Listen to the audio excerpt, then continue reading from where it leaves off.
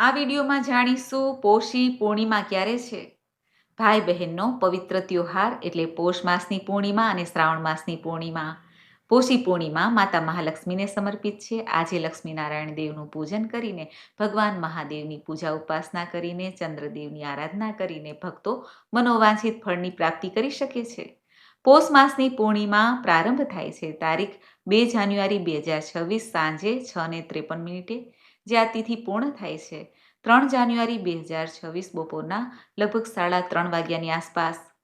પૂર્ણિમા હંમેશા રાત્રિએ ચંદ્ર દર્શન પ્રમાણે જ વ્રત થાય છે, ઉપવાસ થાય છે, માટે 2 જાન્યુઆરી 2026ના દિવસે પૂર્ણિમાનું વ્રત થશે, ચંદ્રદેવની આરાધના થશે અને ભાઈ બહેનની પોષી પૂર્ણિમા પણ આજે થશે। ઉદયા તિથિ અનુસાર 3 જાન્યુઆરી 2026ના દિવસે ઉજવવાની રહેશે। સ્નાન, દાન, જપનો મહિમા બતાવે છે।